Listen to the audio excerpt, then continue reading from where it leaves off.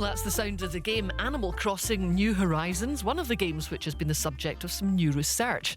A team from Oxford University has found a link between people who had a positive sense of well-being and those who spent time gaming each week.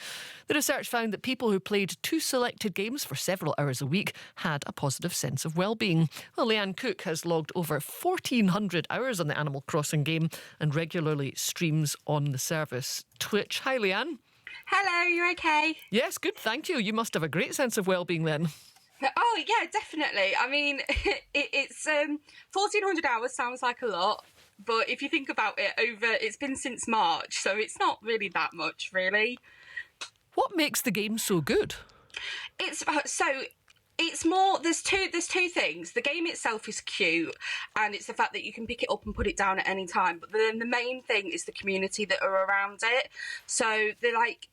There's not really like the multiplayer isn't great. However, the aspects that are brought to it. So there's an element of like creating friendships across the world. There's no such thing as time zones in Animal Crossing. And it's in real time as well. So like, for instance, at the moment, it's autumn in the game. So all the leaves are turning orange and we can catch leaves and that sort of stuff. It's an escape from reality. That's what makes it so good. And how sociable is it? Do you hook up with other people?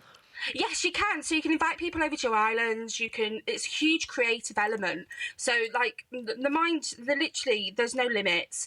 But the sociable side of it is there's so many communities that have got so many different ideas. They created different things, and it's just shared. It's just been a saving grace, especially this year with everything that's going on.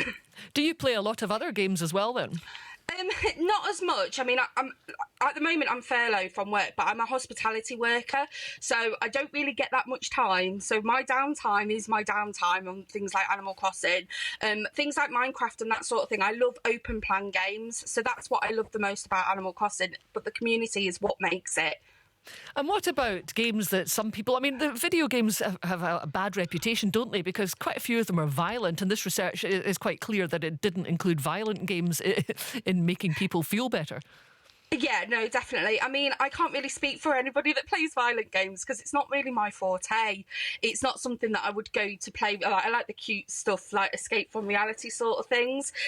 But that, I mean, like you said, it has a really bad negative effect. But then what people aren't realising is the communities that are created around that. So like, yeah, the games may have violent themes, but the communities around that aren't that. There's support networks behind it and everything.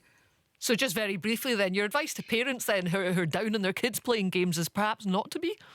Yeah, definitely. I mean, obviously, I'm not a parent myself, so I can't really speak in that sense. However, what I would say is, like, don't know, literally, they are opening, they're learning things. Yeah, you need to be careful with security and things, but they're learning things, and they're learning really vital social skills, especially in a world that's all digital at the moment. It is really, really important. Leanne, thanks very much for speaking to us.